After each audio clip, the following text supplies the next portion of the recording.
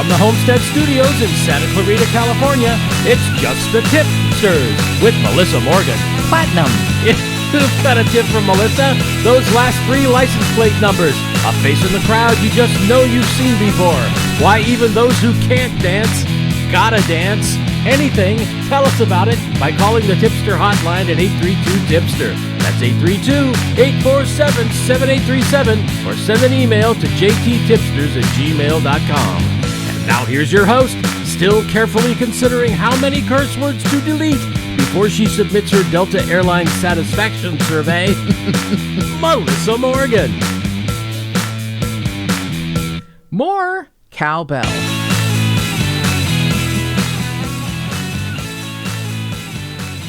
Well, yes, producer Mark, I did receive the email survey. Oh, and I've never seen you more gleeful. Yeah. Than when you got that. Yeah. So nobody needs to hear my bitch fest, but I'll try and make it short. Oh, come on. I got to go home. First time to travel in 21 months. Thank you, pandemic. Got to go back to Kentucky. Got to be on Good Morning Cincinnati, which was just an amazing experience. Surreal experience. You were great. You were great on it. Well, I appreciate that. Thank you. My mouth was dry and my knees were knocking. But other than that, everything was perfect. What they did for me, which was even more spectacular than I can imagine, I thought, they said, just come on to talk about the podcast. And I was like, oh, really? And we got to talk about the Bill and Peggy Stevenson case.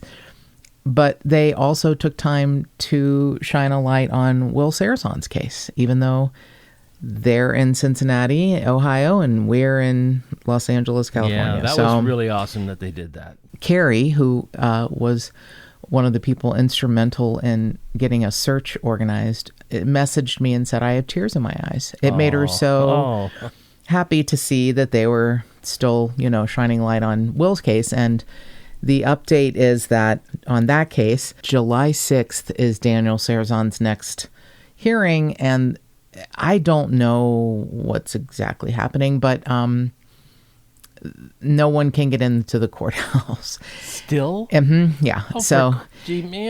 That's ridiculous. I have submitted a request for a seat in the courthouse. Yeah, I don't understand, but believe me, I am continuing to try to get in and see that I can be witness to what's happening. But, I'll keep you updated, I promise. We have another update that we'll be talking about in just a minute before we get to the case. But I also want to say a special thank you to Tipster Christina. When I said platinum at the beginning, it's because of Tipster Christina, who said, because I didn't know, Mark didn't know, not that we should know, but Vic Ferrari didn't even know. And he spent 10 years in the Grand Theft Auto division of the NYPD.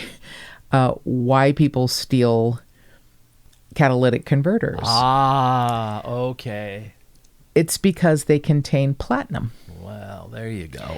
And they, according to Tipster Christina, you can get anywhere from $100 to $1,000 for a catalytic converter. I see. So, yeah, thank you, Tipster Christina, who is, our tipsters are just so much smarter than we are, and they know lots of things. So she's just a wonderful person. So thank you so much for that, Tipster Christina.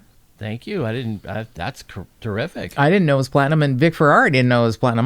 Now I get to chastise Vic. He just said it's some precious metal. Yeah, some precious metal. Yeah, I was like, it's platinum, buddy. It's what my wedding ring is made exactly. out of. Exactly. Yeah, please don't sell your wedding ring. To make a catalytic converter? Yeah, or whatever it is you do.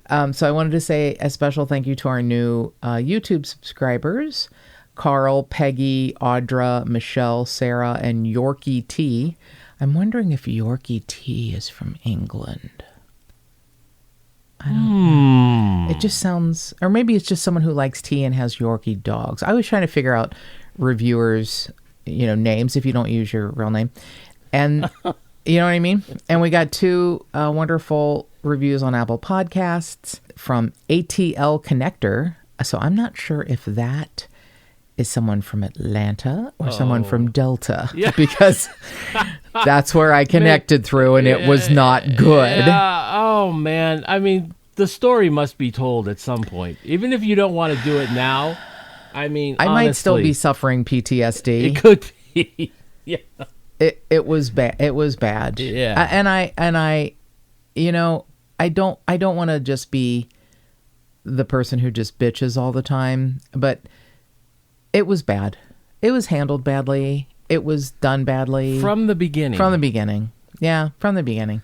So yeah, we'll probably spend a little time bitching about Delta at another time. And I'm crushed.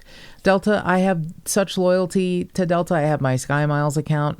You know, producer Mark and I use the American Express every which way we can so that I can use the points, because they had a connection to Delta where you could just take your points and get them right over to your Sky Miles account and then purchase a ticket. It was basically for me to go home every year, for me to get to go visit my home.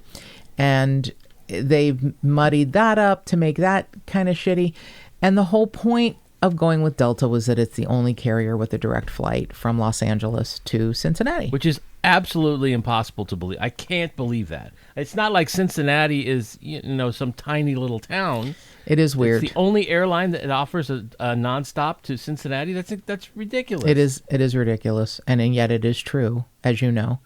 And yeah, so going back to reviews, I'm gonna put Delta on the back burner for now because I can't handle it. I don't want to talk about it. I might start shaking and frothing. Just end up, she'll freeze up and won't be able to do the podcast. Yeah, the rest of the podcast would be just me going. No one would listen anymore. Just me screaming into the void. Yeah, okay. So we got another lovely review from the BL Bunch. I don't know if that maybe is a family name or if they have a bunch of kids, but BL Bunch mentioned they are a Northern Kentucky native. I think born in Kenton County, lives in Campbell County, works in Boone County, and loves hearing the stories, local stories that we do quite a bit of now, because people keep coming at me with those from where I grew up, and that's totally fine because there were some interesting cases I would never have known about. But BL Bunch mentioned Gold Star Forever, so they love Gold Star. That's why you like BL Bunch. I love BL Bunch for many reasons, but yeah. And I got a message from Tipster Emily as she and her family were driving to, I think, Gatlinburg. They were listening, and she was laughing until she was crying that I, gave up going to Skyline with George Clooney because it was Skyline. So I'm so glad I made Tipster Emily laugh. That I think my work here is done. I still can't get over that. But. If I make Tipster Emily laugh, that's really all that needs to be done in this world. So here is a update I want to give you.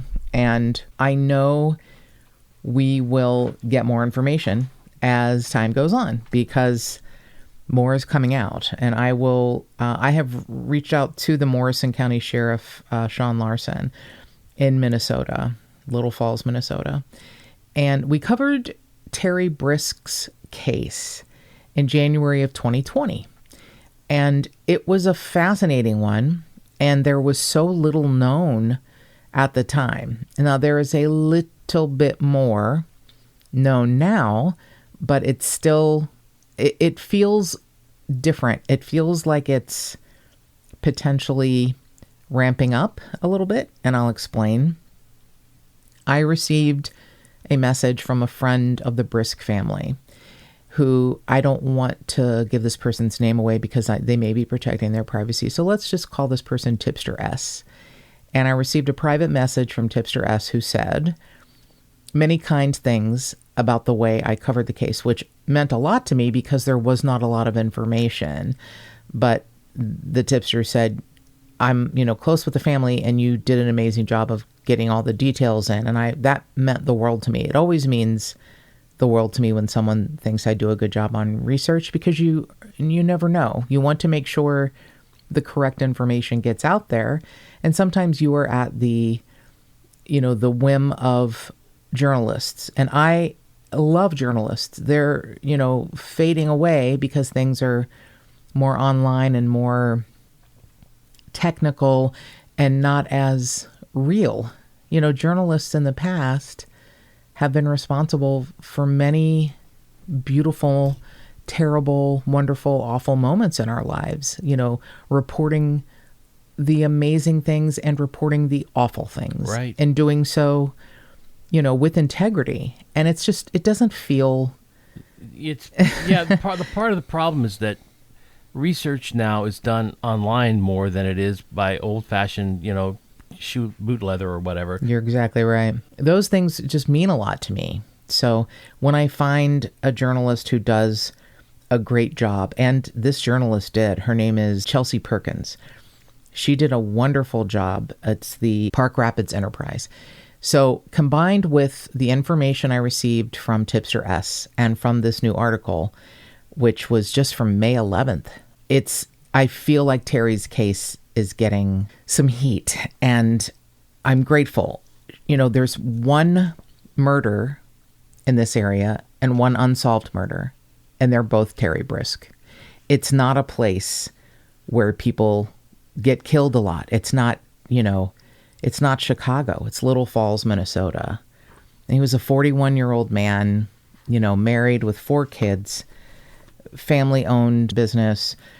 So what happened back in November of 2016 is Terry took a half a day off work and went hunting on his family's property. So he wasn't trespassing somewhere where someone mistakenly, thought he was doing something wrong. And the details are so odd. And we have a little bit more than January of 2020 when it was episode 118, if you would like to listen again, because it is an interesting episode because of Terry, the manner of death and the whole situation. What had happened was he had parked his truck visible from the road that runs near his family's property. And his son, his oldest son, Jonathan, was on the school bus. And as they drove by, he saw his dad's truck and thought, oh, Dad's hunting. Totally common occurrence. It was the second or third day of deer season. Something Terry would absolutely do is go hunting. And what happened was Jonathan went home, changed his clothes. He was 15. Maybe he wasn't driving, so his mother, Pam, drove him to his grandparents' property where he was going to meet his father. He was in a hunting blind, and he messaged his father, texted him, and waited. And he kept hearing his father's phone pinging. So he came down from his deer blind, from his stand,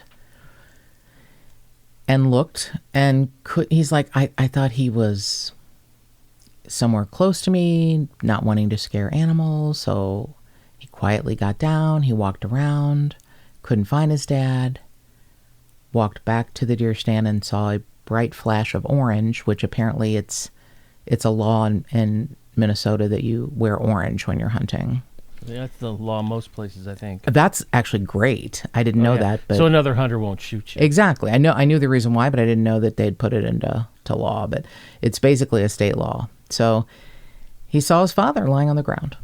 He called his mother, who called 911, and apparently she called a neighbor who was a first responder, and they got there. They at first thought it was potentially a self-inflicted wound. It was suicide or a hunting accident. I don't know how one would come to that because the gun was nowhere to be found near him. Sheriff Larson said most hunters don't go to the woods without their gun, so that was a red flag. Yeah, I bet. And they found the gun 6 months later after the spring thaw. They found the gun April of 2017. So they believe they've narrowed it down to someone who was on the property who shouldn't be, or someone who knew him, who had a beef of some sort. Yeah. Because honestly, I understand I will tell you, I was pretty angry at the sheriff's office for a while because I felt like they were holding so much back.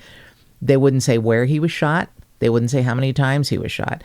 We still don't know all of that, but we're pretty clear that he was shot in the front.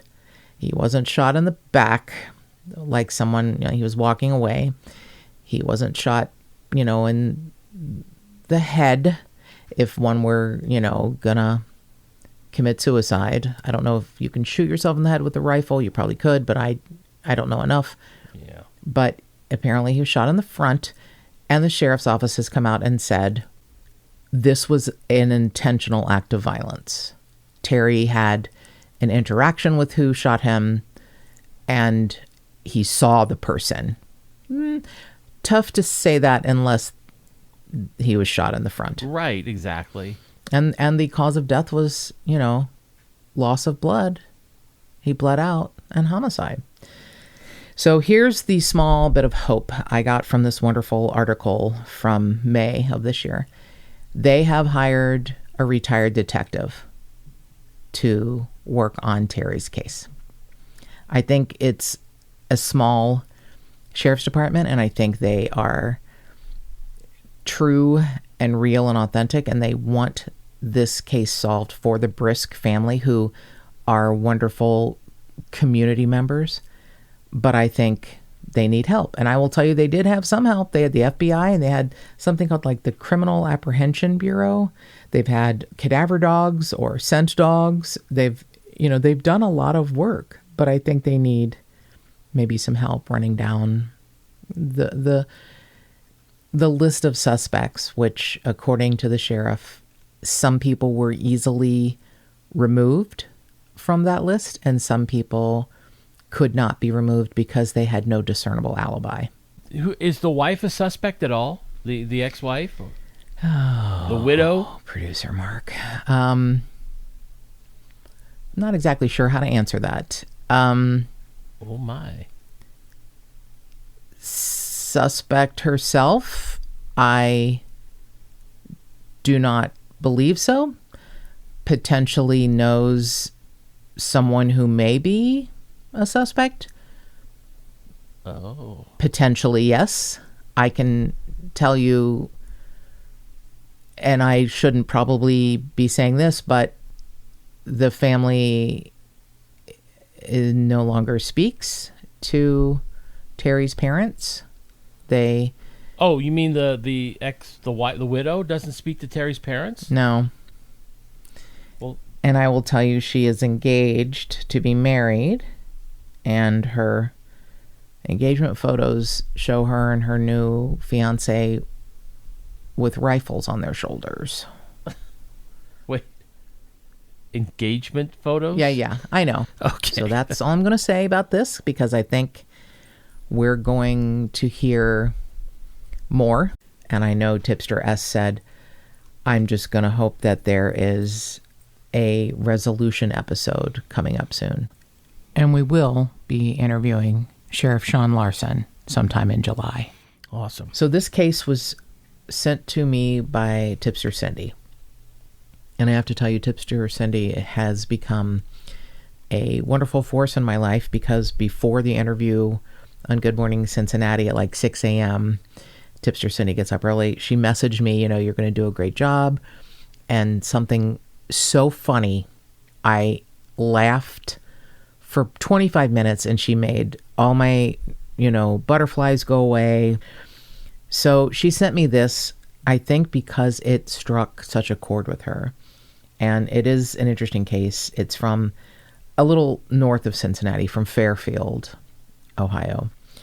And she was watching the coverage on Fox 19 in Cincinnati. And her son said to her, "Mom, you would find who hurt me, right?" And she said, "Of course, I thought of you." So she said, it broke my heart. I was listening to her family, and it broke my heart. And then when her son said, "Mom, you would find who hurt me, right?"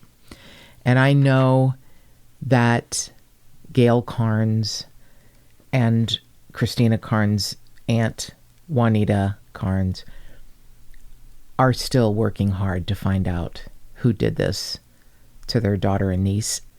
So we're going back to January of 1994.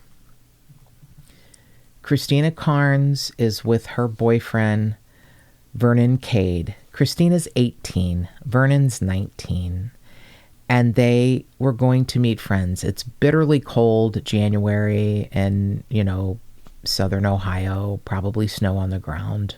Actually, I know there was snow on the ground because that's actually part of the report. And she left with her boyfriend, Vernon, in her own car that she was so proud to have. and they were going to meet friends. So they went to a pool hall, and almost immediately after they got there, this was, 1994 now, and they got pages asking for a friend to be picked up. So they, didn't stay long, but they were, going to pick up their friend, and then they were going to meet later, I believe, at a bowling alley. And we don't know exactly how the car got there, how or why they were there, but the car ended up parked at, it's now defunct. It was a child care place called La Petite Academy, but it was also next to a car wash. So they were parked in a parking lot, a bitterly cold night in January, I believe around midnight. It was Dandy's Car Wash and La Petite Academy. It's on Mack Road in Fairfield. It's a pretty well-known area. The police get a call from a citizen who says, I think there's a car overheating in this parking lot. They show up. They find that Christina has been shot in the back of the head. She is in the driver's seat. Vernon Cade has been shot in the face twice. He is in the passenger seat. Oh, man. These shots were delivered from the back seat, from someone they probably knew, as opposed to someone getting in the back and maybe trying to steal the car or something. Well, they went to go pick somebody up, right? Do they right? know? Oh, well, we'll get to that in a moment. All right. Christina is dead. Vernon Cade is still alive, barely hanging on. Now, I have to say, I reached out 12 times to the officer in charge of Christina's case. I'm not exactly sure, probably 8 times via phone and 4 times via email. It may be the other way around, but I will also tell you that I did something a little underhanded during the interview with Good Morning Cincinnati. One of the questions the anchor Sheila Gray asked me if law enforcement was open to things like podcasts and social media, and I said it is black or white. There's no gray.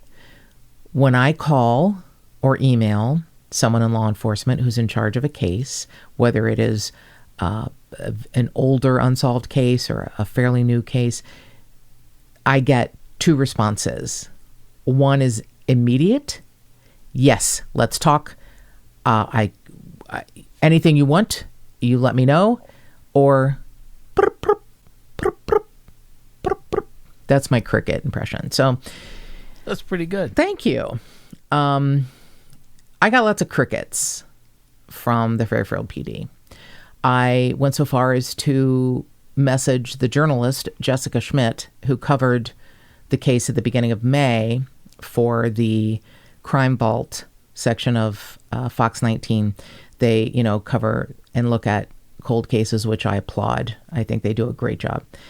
I reached out to her and said, how did you get an interview?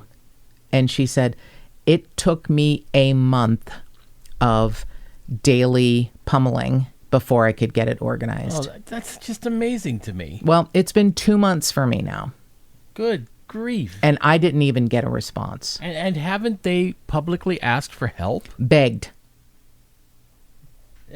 Begged. And I will just tell you, both Fairfield PD begged for help and Gail Carnes, Christina Carnes' mother. And I will tell you, there's a little bit of a rift there because she says, I believe that the investigators have given up. And then the investigators say, we have run down every lead and we need more tips. And yet will not call me back. Look, if I'm not the podcast for you, I get it. I'm not for everyone. But call me or email me and say thanks, but no thanks. We're not doing that now, or we just don't like you. Doesn't matter. Just answer me. I can't believe I'm saying this again. So I sent the video to the officer who's in charge of Christina's case at Fairfield PD and said, the podcast has actually generated some tips that are helpful to investigators. You may want to consider talking about Christina's case because I'm pretty sure who did it is still there. And you may notice a special shout out to you because honestly, Tipsters, in the interview, I make my hand a phone. And when Sheila says, do they call you? Do they, are they responsive? I say they're either extremely responsive or nothing at all.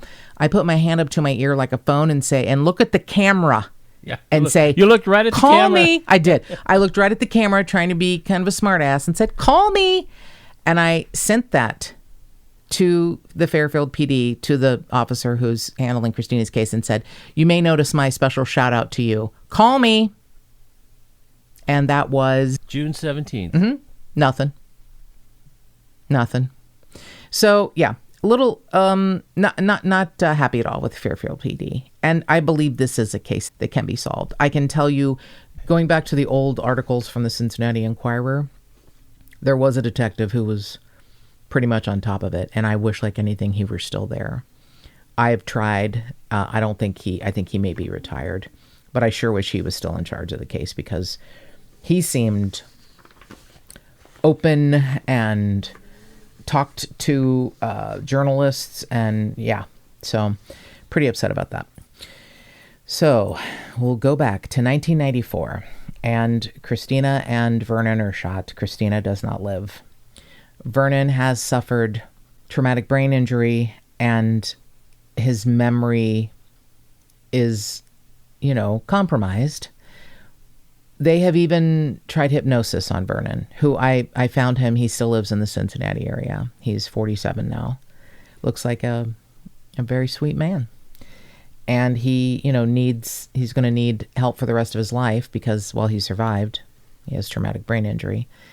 And I will be honest with you, I don't know that if they hypnotize Vernon or do whatever they need to do, if whatever he remembered would be usable in court. I mean, it could be, in my mind, if he has a traumatic brain injury, it could be like... It would be very hard. I would think any defense attorney would be able to blow that out of the water. I mean, it's been so long now. I just, 27 years. We're coming up on 30 years. Yeah. And a traumatic brain injury. And if he's hypnotized or, I remember it was Dave who did it. He remembers being in the car. He knows there was someone in the back seat, but he doesn't remember who. He doesn't know why they were there. I mean, it's crushing. It's crushing. So I don't even know if he would be a good resource if he did have a memory. I think it, could be like, what do they call it? Like false memory or something. Sure. I mean, the only thing hypnosis could do would be to provide investigators with leads that they'd have to start somewhere else and, find a path to that person that wasn't related to the hypnosis. But it might give them a name, somebody new to investigate. But I don't think that relying on the hypnosis alone would ever be admissible. Even I don't know if it would be admissible. I think you're probably right, and I can tell you that it's an uncomfortable situation all the way around. You can always say that when someone's life is taken from them, but even the officer in charge of Christina's case now is saying, were there mistakes made that night? Possibly. It was bitterly cold, there was snow on the ground, and we were trying to save Vernon. Was there evidence that could have been destroyed in that, search and way to get him to the hospital quickly? Possibly.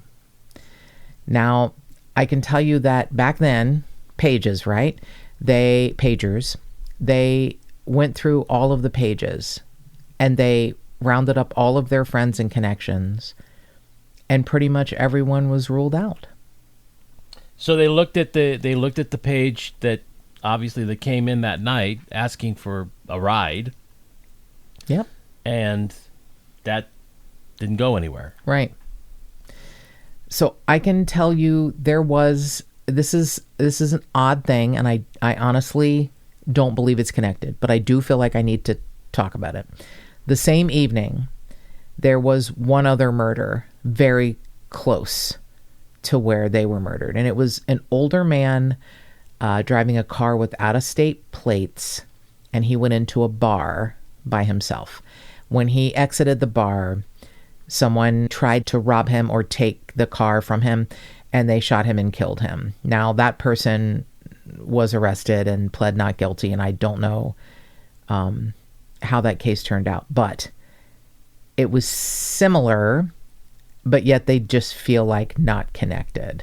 They don't feel that it was this stranger who was trying, to rip off an older man with out-of-state plates. They feel like Christina and Vernon's perpetrator was someone they knew. It makes sense. It just totally makes sense.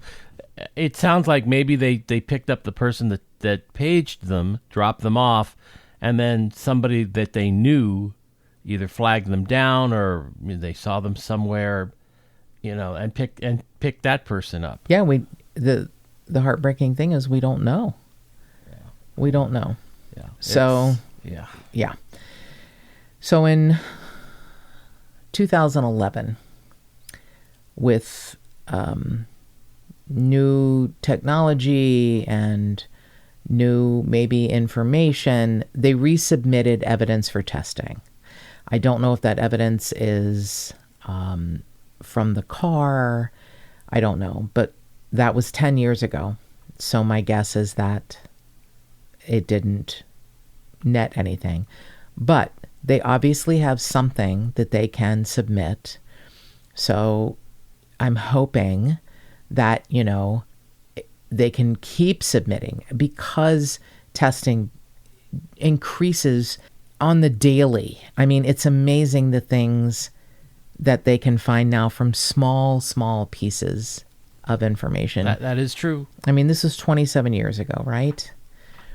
So I know that Gail Carnes, when she found out that they were retesting evidence, decided to have a vigil for her daughter. She had wanted to have one for many years, and she said, I didn't know where to start, so I just never got started. Knowing that Fairfield police were looking into Christina's case again pushed me to follow through with it, and knowing that this year she's basically been gone as long as she lived. So Gail Carnes had a vigil for her daughter at the Crown Hill Memorial Park on Piven Road, and they stood next to her grave, as she says she does every year on her birthday, on the day of her murder. She said she spends Mother's Day there. Your heart just cracks in half. So they launched balloons and they had a cake to celebrate her birthday. And she said, the fact that the Fairfield police are relooking at the case had given her, some hope, and hoping that it would get back into the public eye. And then here we are. So 2021, May of 2021, Jessica Schmidt on Fox 19 covers the case again after spending a month trying to get a hold of anyone at the Fairfield PD. She covers the case, and she did a wonderful job, of covering it, considering, I guess, that she came up against, all the walls I did, but she managed to get through, yeah. So Gail Carnes is like, look, I'm not saying that the case was botched, but I just feel like it's not open. She said this person has gone on for 27 years, living their life. Maybe they have, kids or even grandkids by now, and I can't have that with Christina. One of the things that in the news clip from Fox 19 that broke my heart was both Gail and Juanita, Christina's aunt, have these displays of pictures, and they're beautiful.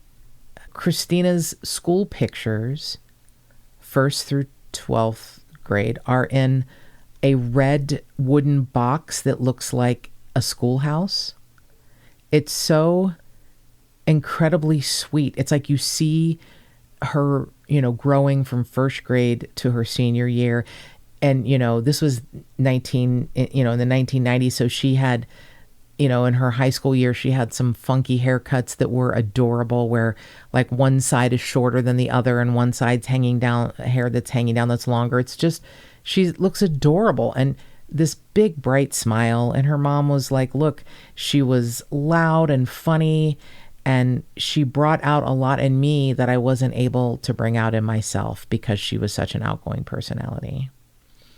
And her mom says, look, I have these pictures, but I can't have new ones. I can never take new pictures. Yeah, that does break your heart. So, Christina's family members say, I don't know what's going on, but the police investigation seems to be stalled, and I think they've given up. And then Fairfield PD says, we've done all we can. We've interviewed and tested, and we need more information to pursue leads. Then why don't you talk to me and anyone else who wants to talk about Christina's case? Yeah. Yeah, I know. That's my favorite part. I really wish that this lieutenant that was there, I'm guessing he's retired. I really wish he was there. I really wish he was still there. He said, I've always thought about it. It's something I really wanted to open back up. So he did in 2011. But I don't know what else to do except talk about her case, know that we haven't forgotten her.